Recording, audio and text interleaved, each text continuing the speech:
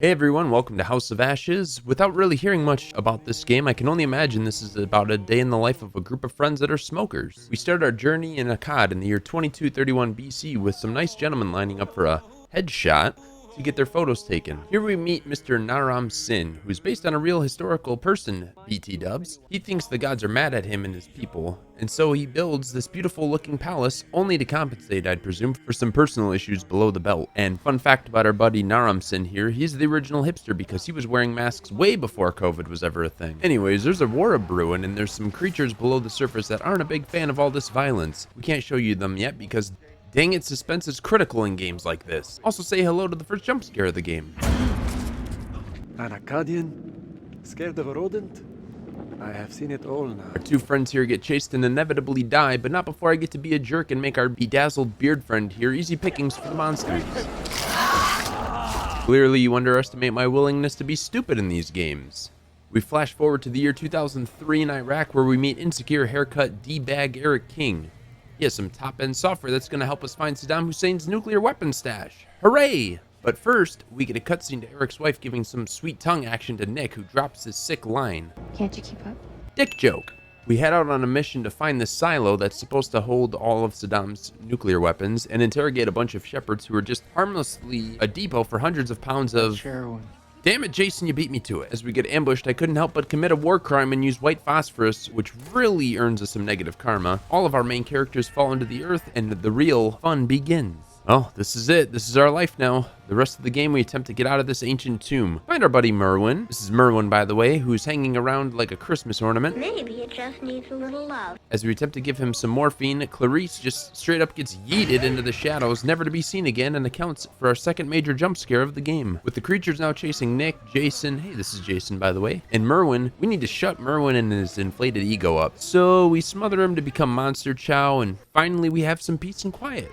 We switch over to Salim, who's an Iraqi soldier who just wanted to give a gift to his son on his son's birthday. Instead, though, Salim gets to remember the gift that is life while being chased by our still mysterious monster friends. We finally get a glimpse of the monster before my Amazon delivery driver arrives with my package. We then switch over as Rachel and Eric, who seemingly found the perfect time for marriage counseling. When did you stop wearing your wedding ring? When did you stop wearing yours? I didn't. As they attempt to work out their problems hundreds of feet below the Earth's surface, but not before Dar, hey, that's Dar by the way, comes dropping down from the ceiling like Lady Gaga at the Super Bowl. This causes us to end up in quite the predicament where Rachel is left dangling for her life, with her fate in Eric's hands, and do we cut the rope or try to save her from her fateful fall? Oh, the rope breaks regardless of what we do? Well, me, but Rachel was unfaithful anyways, so her. With Rachel a crater in the tomb, we switch back over to Salim, who is still cleaning his pants from his previous encounter. I'll be honest here, Salim is without a doubt the smartest and most likable character in this game, but he apparently has a death wish as he starts to lift a scrap off the monster, which, spoiler alert, we've now discovered they're called vampires, and shocker alert, we've hit yet another jump scare because the vampire actually isn't dead. We do our best to fight off our foe until our friends Jason, Nick, and Eric all come to save the day. Salim, with some good old cover fire, finally does something smart in this playthrough and decides to haul ass out of here. With an easy advantage 3-1, we start to get killed by that vampire. Well, it's just our buddy Salim left here, and I am really f***ing up in this playthrough. Wait, I was lied to? Those are soldiers that died but not our main friends? Well, hot diggity damn, I still have one death so far. Still alive then, friends Jason and Nick decide where it's best to place some booty traps for when it's time to fight back. Shit, Rachel somehow survived. Well, we're gonna skip her section. While Eric and Salim work out their differences through a good old interrogation, Jason and Nick are working on getting a radio signal to call for help while they're reunited with their old friend Joey. Now, Joey isn't too important, so hi, this is Joey. Joey graciously falls to his second death just like he did in life.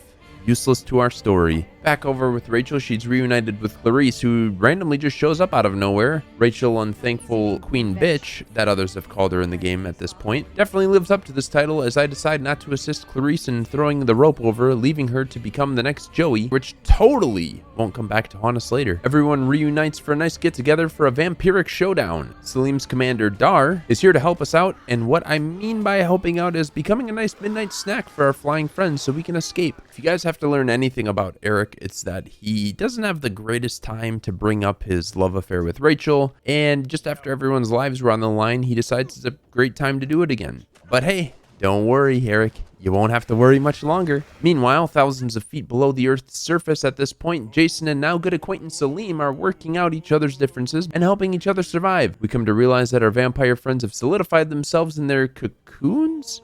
We'll just keep our fingers crossed these things don't evolve like a horror version of a Pokemon. But I'm sure at this point you guys have come to learn not to believe me in this series, so yeah, these guys hatch and they're not too happy with us intruding on their ancient property. These vampires are definitely the stereotypical old man yelling at some kids to get off their lawn, because instantly after emerging from their slumber, they come back to attack us. Quickly take down our foe with the help of Nick and his war crime white phosphorus, but I'm sure the government doesn't have any rules using these weapons on Transylvanian creatures. Rachel, also with bad timing, brings up to the group that she has a vampire form inside of her and it's quickly taking her over. In a moment that I can only imagine is similar as tripping on mushrooms, she sees a vision about how the monsters actually arrived to Earth. We promptly put a bullet to her brain to save the group and move on with our lives. Just like that, the finale is here. Nick chooses himself as a possible sacrifice to set a bunch of charges to blow these creatures to kingdom come. After some successful QTEs and good decision making, we set off the charges and Nick ends up sacrificing himself in the deadly blast.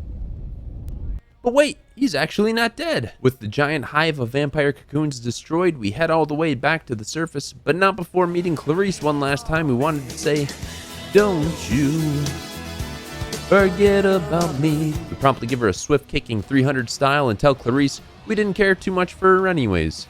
Congrats players, we've made it to the surface. Before you get too excited though, we have one last battle with our enemies in the finale. Everyone can die here, so if you have any grudges with any characters at this time, now is the perfect time to give them a satisfying death. Depending on how many quick acting QTEs you successfully complete will dictate how many of our friends survive. All 4 of the guys lived in this playthrough, and before help comes to pick us up in the helos, Salim walks off into the sunset to finally go see his son and give him his birthday gift. The Marines and Eric get picked up to go back to base. We get a cool credits scene that changes depending on who lives and who dies in your playthrough, and leave smiling from one awesome horror game that will give you lots of playthroughs of content if you desire. Thank you all so much for watching. Please make sure to like and subscribe. If you don't, vampires will come and get you when you least expect it, and Rachel will come back to life. Hey, I don't make the rules. Take care everyone, and I'll see you guys in the next episode of In a Nutshell.